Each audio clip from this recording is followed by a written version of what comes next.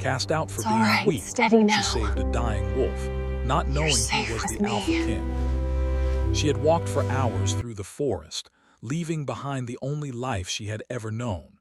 The castle gates had closed behind her with a finality she could still feel in her chest, echoing like a cruel heartbeat. Weak, they had called her.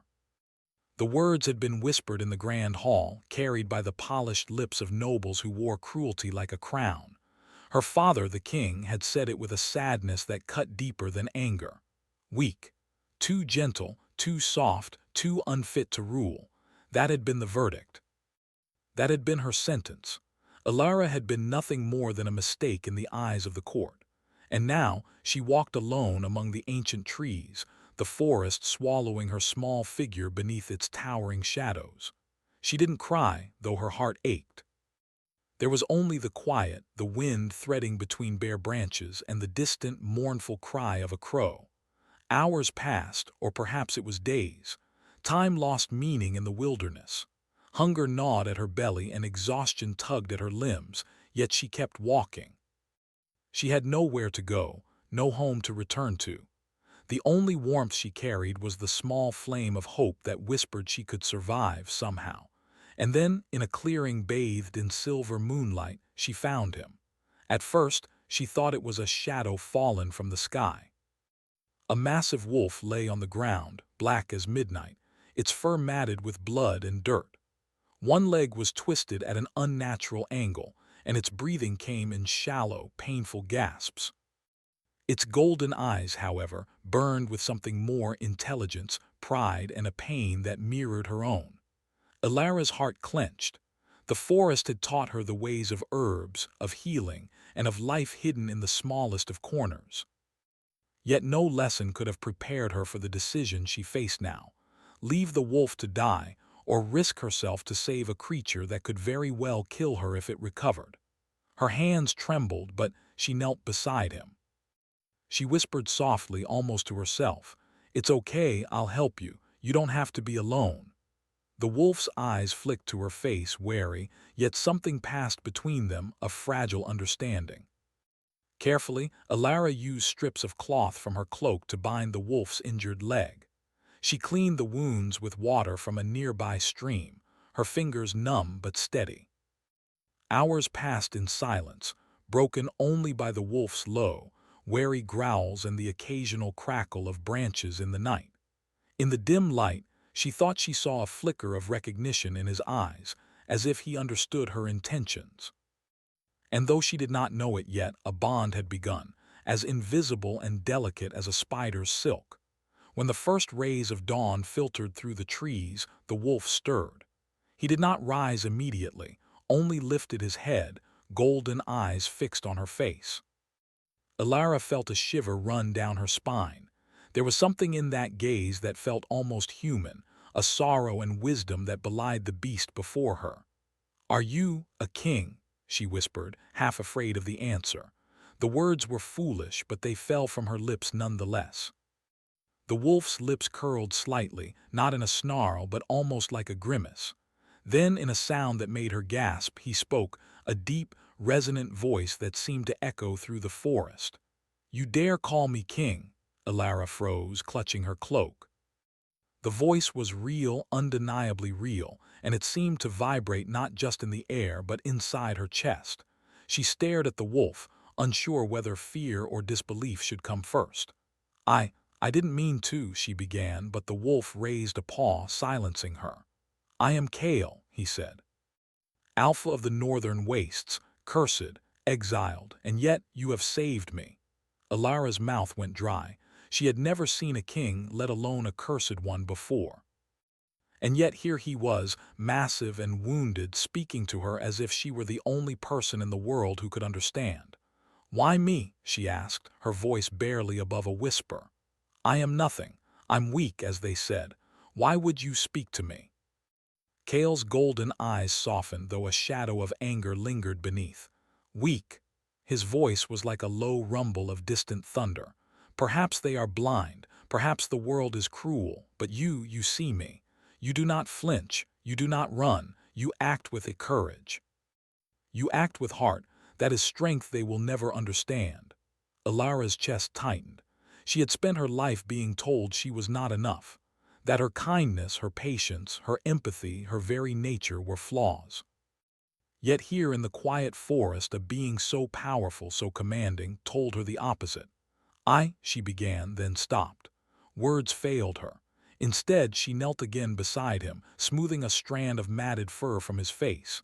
Kale's eyes never left hers. Slowly he shifted, using her presence as a guide. The movement was painful and Alara gasped, ready to support him. She realized she had been holding her breath, terrified he might vanish if she did not act perfectly. "You are brave, little healer," Kale said. "More than you know."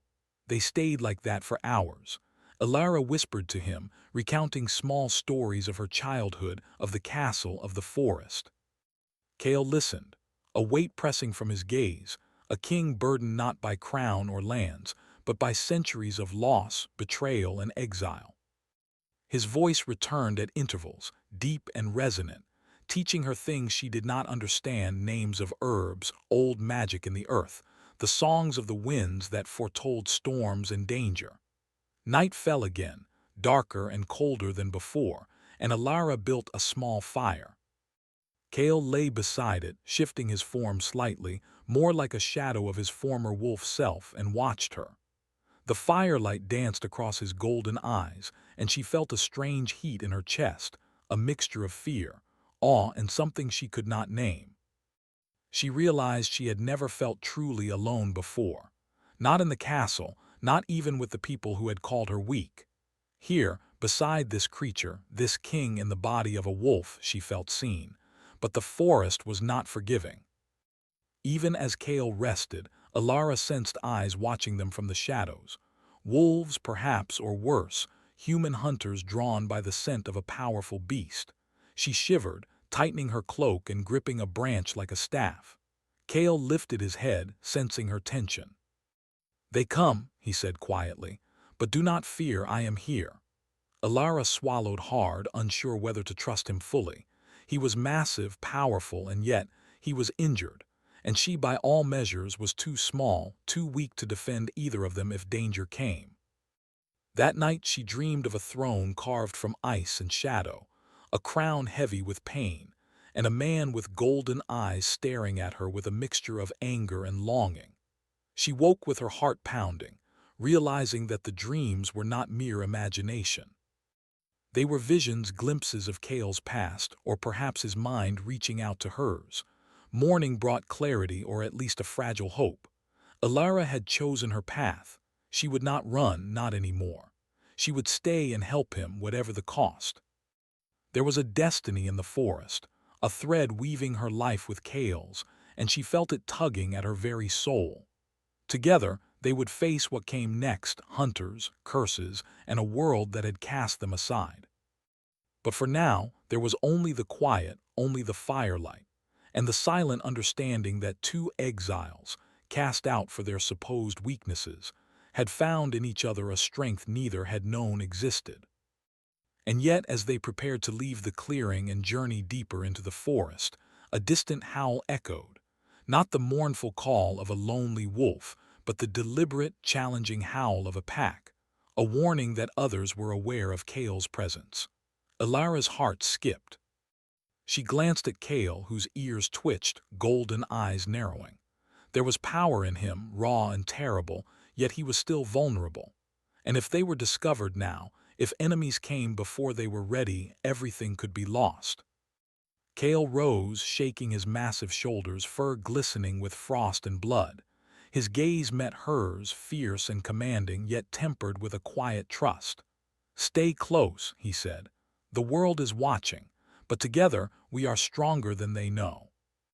Alara nodded, gripping the satchel of herbs and supplies she carried. Fear lingered in her chest, but it was joined now by a strange, thrilling courage. She had been cast out as weak, but in saving a dying wolf, a king in exile, she had found a power she had never known. The forest awaited, vast and untamed, and with it the beginning of a story neither of them could yet imagine. And in the shadows unseen, the eyes of distant hunters glimmered, waiting for the perfect moment to strike. Alara drew a deep breath. Whatever came next, she would not run. Not anymore. The forest seemed to stretch endlessly, a labyrinth of shadows and whispers. Alara's steps were careful, her eyes scanning the darkened trunks and tangled roots, while Kale moved beside her with silent, almost effortless grace. Every sound, a snapping branch, the rustle of leaves, made her heart leap. She was learning quickly that the forest was alive, and its life could be as dangerous as it was beautiful. Kale, in his massive wolf form, led the way. His golden eyes gleamed in the moonlight, watching every movement, listening to every sound. Alara could feel his presence like a tether, grounding her, yet at the same time reminding her of the immense danger that surrounded them. "You are learning quickly," Kale said, his voice deep and commanding, yet tinged with something that almost resembled admiration. "Most humans would have fled by now." Alara smiled faintly, brushing a strand of hair from her face. "I don't have anywhere else to go." Her voice was quiet, but there was steel beneath it, a determination she had not known she possessed. "And I want to help you. I don't want to be afraid." Kale's ears flicked, his eyes narrowing.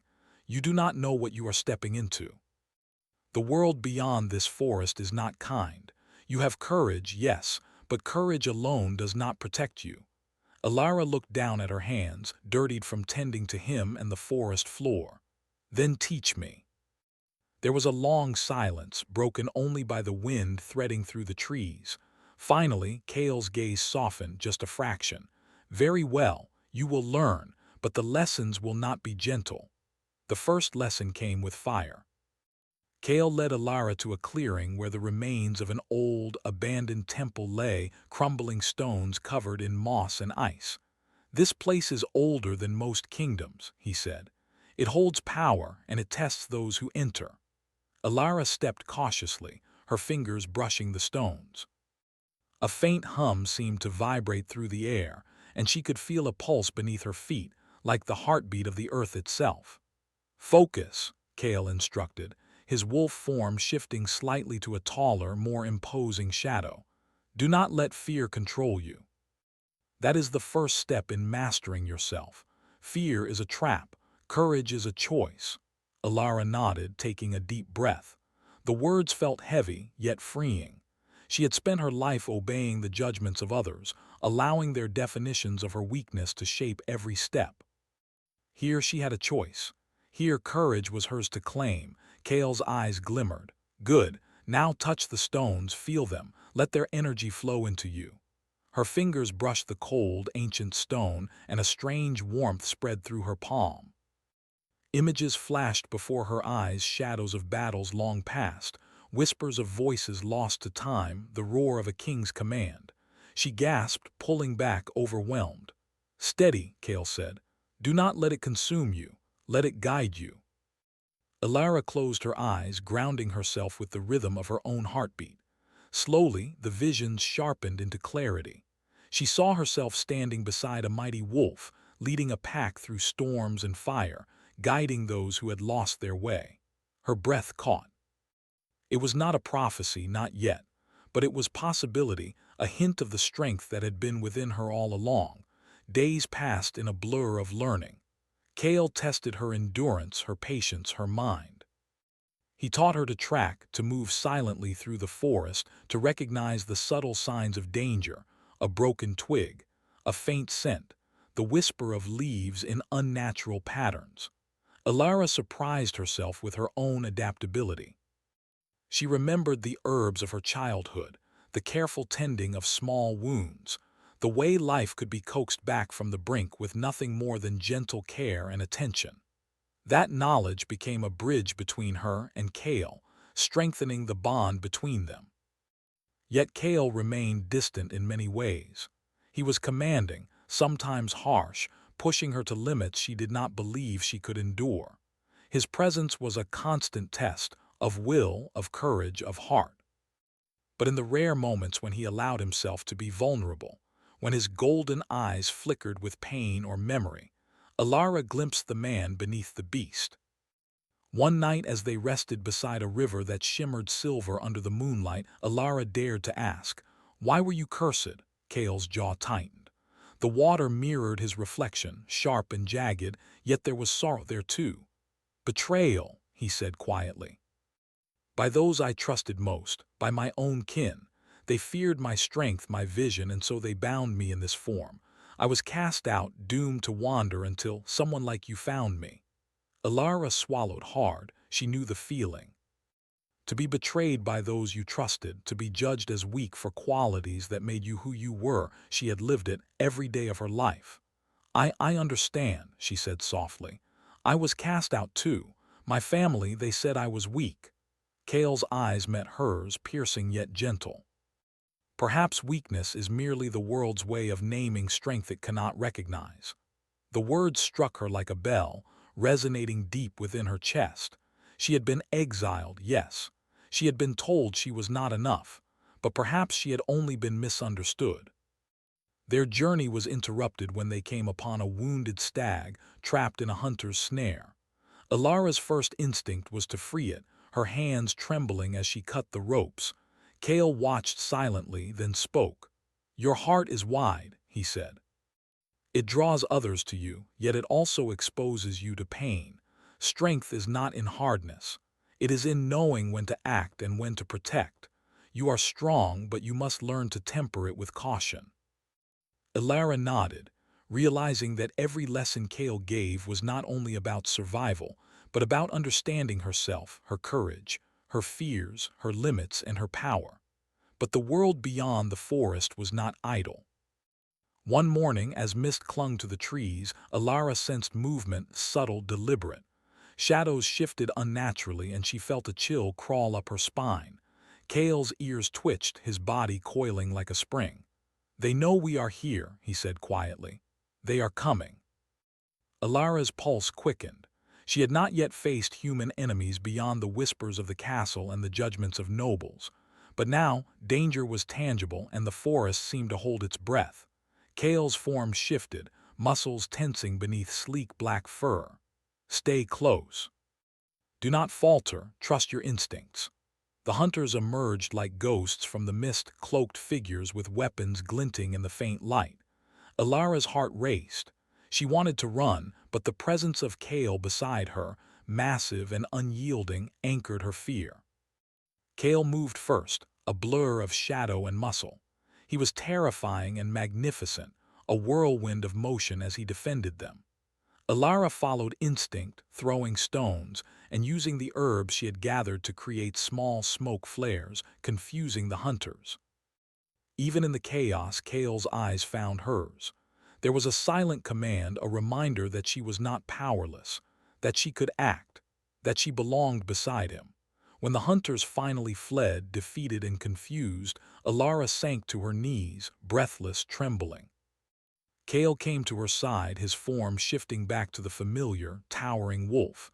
He lowered his head, golden eyes soft. "You did well," he said. "You did not falter. You acted with heart and with courage. That is the mark of someone who can stand beside me."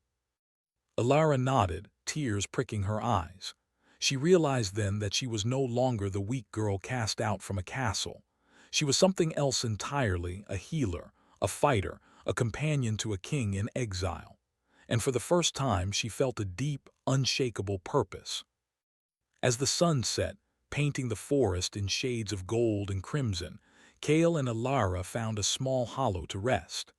The danger had passed for now, but the bond between them had grown stronger, tempered by trials and trust. Alara watched the shadows lengthen, feeling a strange mixture of fear and anticipation. The world was vast, and their journey had only just begun.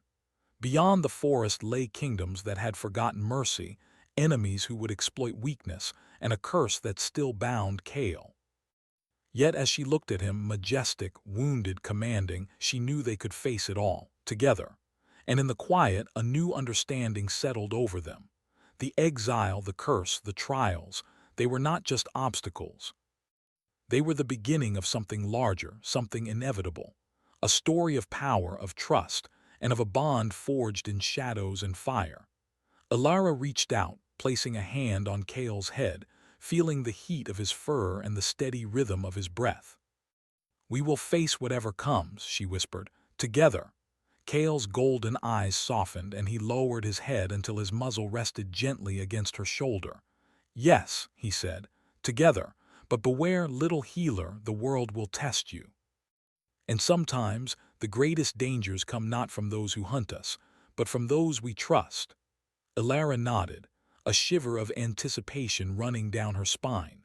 The forest was quiet now, but the distant howl of a far-off pack reminded her that their journey was far from over. And deep within her, a seed of courage, of purpose, and of something more, something she did not yet name, had taken root. The shadow of the Alpha King loomed large beside her, and for the first time in her life, Elara did not feel small. The forest waited, endless and alive, and the next chapter of their story had already begun. The forest was restless, alive with whispers that seemed to echo in the bones of those who walked through it. Elara's feet moved swiftly over roots and moss, her satchel bouncing against her side as she kept pace with Kale. The wolf's golden eyes glimmered in the pale dawn, scanning the shadows for threats she could not yet see. "Kale," she asked cautiously, "how far to the safe place you spoke of?" Kale's ears twitched. "The land ahead is treacherous. The northern cliffs guard the path, but if we move carefully we can reach a temple untouched by man for centuries. There we can rest and prepare." Elara nodded, though the tension in her chest would not loosen. She had grown stronger in the forest, learning Kale's rhythm and the subtle magic of the land. But even now, her courage wrestled with fear. The distant howl of wolves, unfamiliar yet full of warning, reminded her that danger was never far. As they approached the cliffs, the air grew colder. The wind carried scents that made Elara's stomach tighten: smoke, ash, and something else, coppery and sharp. She looked to Kale, whose muscles tensed beneath his sleek black fur. "They have been here," he murmured, a growl rumbling in his throat. "The hunters are not alone. Someone has tracked us." Elara's hand shook slightly. She had faced fear before, but the thought of enemies following them, waiting for the right moment to strike, was a weight unlike any other. "Then we must be faster," she said, her voice steadier than she felt. "We cannot let them find us." Kale's golden eyes met hers, and for a moment the ferocity softened. "You are learning more than I expected. Your courage, it surprises even me." Elara glanced at him, cheeks flushing. The praise was unexpected, yet it filled her with warmth, a tiny spark of pride amidst the cold and danger. She knew he was not one to give compliments lightly. They reached the cliffs as the sun began to rise, spilling gold and crimson across the jagged rocks. The view was breathtaking, the northern waste stretching endlessly below, rivers like silver ribbons and forests dark as ink. But Elara did not have time to admire the beauty. Danger was closer now, creeping along the edges of the forest, silent as a shadow. Kale led her to the edge, his sharp eyes scanning the horizon. "From here we can descend carefully. The temple lies at the foot of the cliffs, hidden from those who would seek it. But stay close. One wrong step and the fall could be fatal." Elara nodded, gripping the satchel tighter. Her hands, steady now from days of training, moved with careful precision as she followed Kale down the rocky path. The wind whipped around them, tugging at their cloaks and hair. Every step demanded focus, every misstep carried consequence. As they neared the temple, a shadow detached itself from the trees. Elara froze, heart pounding. Kale's stance shifted instantly, muscles coiling like a spring, eyes narrowing into twin golden flames. A man stepped forward, cloaked in dark fabric, a cruel gleam in his eyes. He raised a hand and the air seemed to ripple with power. "Kale," he said smoothly, voice like silk over steel. "You thought you could hide forever." Kale's growl rumbled low, his teeth bared, yet his form remained controlled. "I have no quarrel with you now, Derek," he said. "Leave us, or you will face consequences you cannot survive." Derek smiled, a cold, calculating smile. "You cannot protect her." That is why you came to this forest, isn't it? To shield your little healer from the truth of the world. Alara stepped forward, despite the terror clawing at her chest. She is not just anyone, Kale growled, his voice deep and dangerous. She is brave. She is strong. And if you dare harm her, Derek's eyes flicked to hers and a sharp laugh escaped his lips. Brave, strong. She is a child in a world that devours kings. Alara's stomach tightened, but she refused to shrink back. Something within her, the courage she had nurtured with Kale, rose to meet the challenge. Perhaps, she said softly, but even children can light fires that kings cannot control. Kale's gaze softened just slightly, and Alara saw in it something like pride. But the danger was real. Derek moved, faster than either of them expected, sending a flare of energy across the rocks. Kale reacted instantly, positioning himself between Alara and the attack. Alara felt a surge of power beneath her hands, the warmth of the earth and her own determination rising like a flame. She had learned to channel it in small ways, smoke flares, herbal traps, but now she realized she could do more. She raised her hands instinctively, letting the energy flow, creating a barrier between herself and Derek's magic. The man's eyes widened. Impressive, he muttered, stepping back slightly. Kale's voice was low and commanding. Enough words. Leave now or face the full might of a king and his ally. Derek's smile faded, replaced with a flicker of something unreadable, anger, perhaps fear. This is not over, he hissed, and with that he vanished into the mist, leaving the forest silent once more. Alara sank to her knees, chest heaving. The adrenaline coursing through her veins made her hands tremble. Kale lowered his massive head, placing it near her shoulder, and she felt the warmth and steady rhythm of his presence. You did well, he said quietly. You are stronger than you realize, but remember, courage alone does not win battles. You must learn to control the fire within you. Alara nodded, resting her hands on the ground. I will. I want to be strong enough to stand beside you no matter what comes. Kale's eyes softened, and for a moment the ferocity faded, replaced with something almost human, trust, and something deeper, something that hummed quietly in the space between them. The temple awaited, hidden beneath a curtain of ivy and shadow. It was older than memory, carved from stone that seemed to hum with ancient energy. Inside, they found shelter from the wind and frost, and for the first time in days, Alara felt a sense of safety. Kale shifted back into his wolf form, then slowly transformed into his human shape. Tall, muscular, with golden eyes that glowed even in the dim light, he was both commanding and vulnerable, a king shaped by loss and exile. Alara's breath caught. The man before her was the same as the wolf, yet entirely different. The weight of his presence pressed against her chest, both terrifying and magnetic. You have come far, Kale said, his voice gentler now. But there is more ahead. Derek is only one of many who seek to destroy me, and he will not stop until I am gone and you with me. Alara met his gaze. Then we faced them together. Kale nodded, placing a hand lightly on hers. The touch was grounding, a silent promise that they would confront the dangers as one. Days passed in the temple, and Alara trained tirelessly under Kale's guidance. She learned to sense the subtle currents of energy, to focus her mind and heart, to trust her instincts. The forest had been her first lesson, the temple her refinement. And yet the bond between them deepened beyond training. In quiet moments, Kale would speak of his kingdom, of betrayal and loss, of the crown he had once worn and the throne that had been stolen.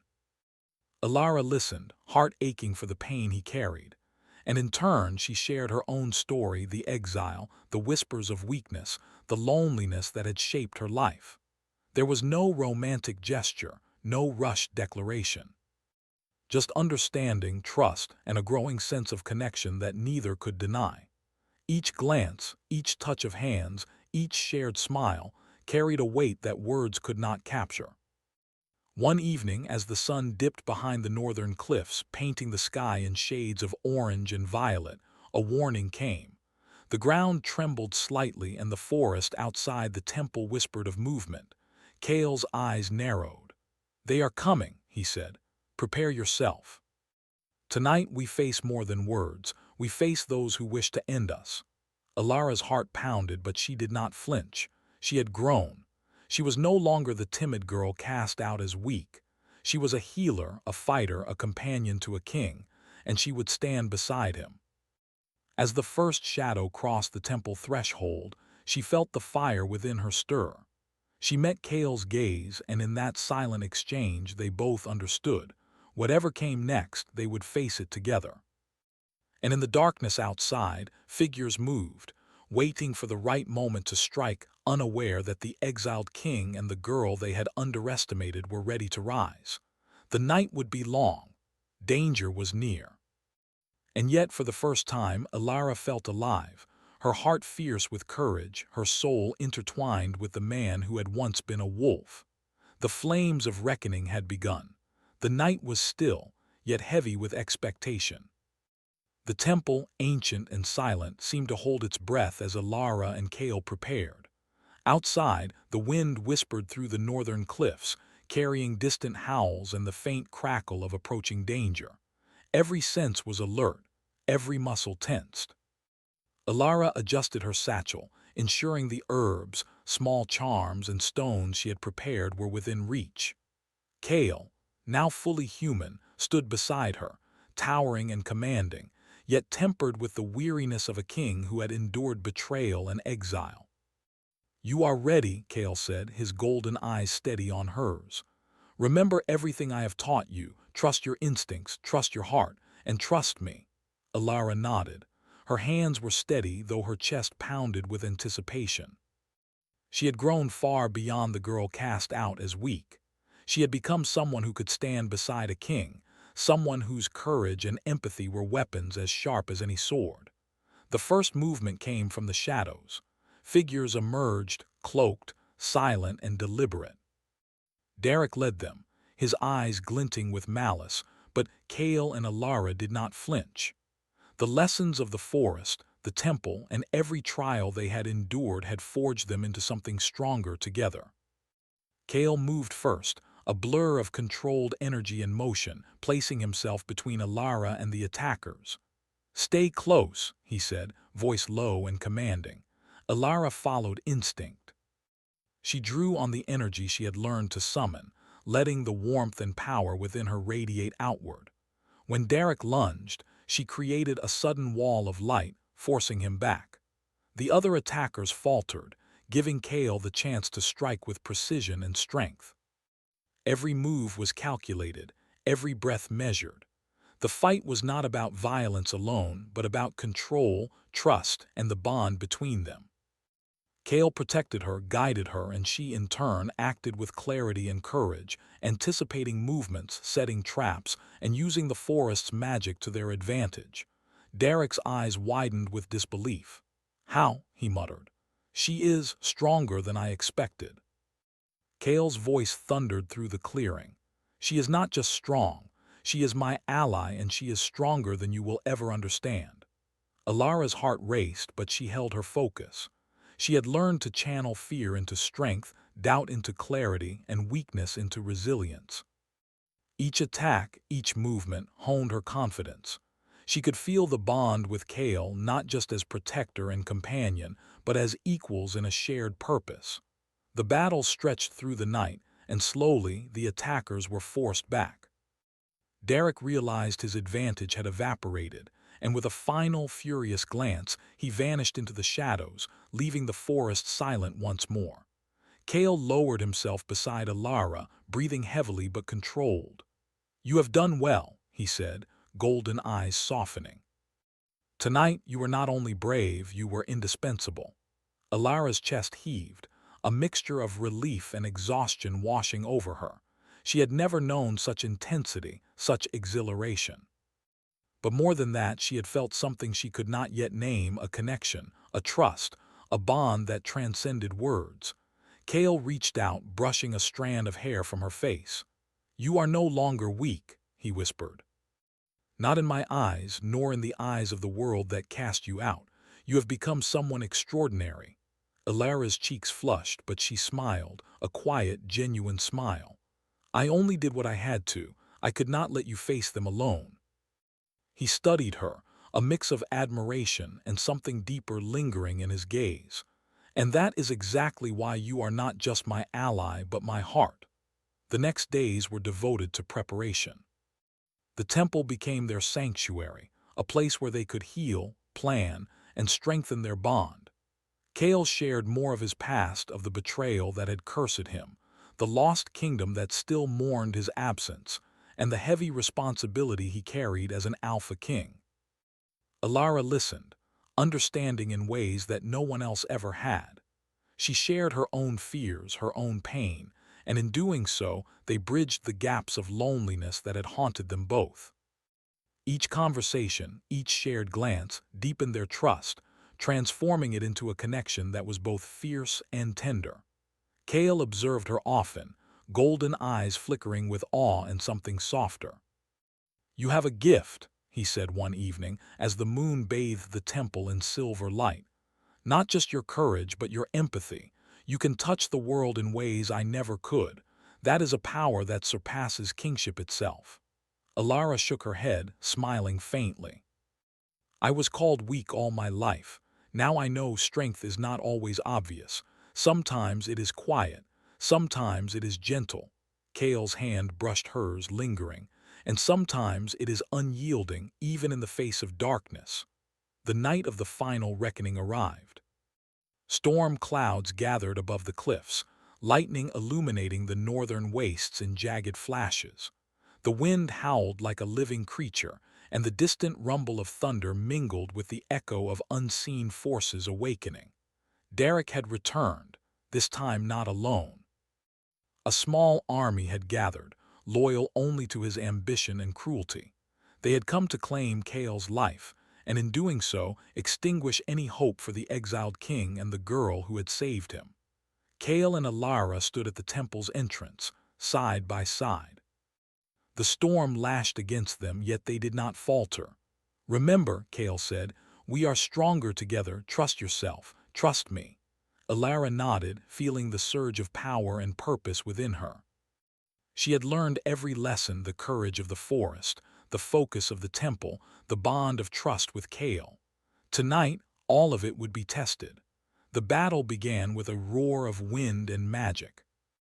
Derek unleashed dark energy, a swirl of shadows and force, but Kale met him with a roar that shook the cliffs. Ilara acted instinctively, calling upon the energy within her to create barriers, to guide Kale, to protect both of them. The clash of power was immense, yet precise. Every movement had meaning. Every action was part of a dance, a fight for survival, for justice, for a future that had seemed impossible. Kale's golden eyes found hers, steady and commanding, and she felt a surge of strength. He was not just a king, not just a warrior, he was her anchor, her equal, her companion in a world that sought to break them. And she was his, in a way that went beyond words. She had saved him once, and now, together, they saved each other. The storm reached its peak as Kale faced Derek directly. Energy crackled around them, a battle of wills as much as power. Ilara moved beside Kale, her presence amplifying his strength, her courage bolstering his resolve. "You will not take him," she shouted, voice carrying over the storm. "Not today, not ever," Derek faltered, surprised by her strength, by the bond they shared. Kale seized the moment, unleashing a roar that shattered the shadows and sent Derek sprawling. The curse that had bound Kale for so long trembled in the air, threatening to overwhelm him, but Ilara reached out, touching his hand, her empathy and courage anchoring him. A wave of golden light surged between them, and the curse began to unravel. Derek's army, witnessing the power and unity of the pair, hesitated. The tide had turned. One by one they fled, leaving Derek alone. Kale stepped forward, golden eyes blazing. "This ends now," he said. With one final surge of energy, he broke the remaining bindings of the curse. The air shimmered, the storm calmed, and a silence fell over the cliffs. Alara collapsed against him, exhausted but triumphant. "We did it," she whispered. Kale held her close, golden eyes softening as he looked down at her. "We did it together. You are stronger than you know, and now we can reclaim what was lost, not just for me, but for both of us." The morning brought calm and light. The temple glowed under the rising sun, and the northern waste stretched endlessly, beautiful and untamed. Kale and Alara stood atop the cliffs, looking out over the land that had once been his kingdom, now waiting to be restored. "You have changed everything," Kale said softly. "Not just for me, but for the kingdom, for the people. You have brought hope where there was despair." Alara smiled, warmth flooding her chest. "And you have taught me that strength is more than power. It is courage, compassion, and trust. It is standing for something, even when the world tells you to shrink."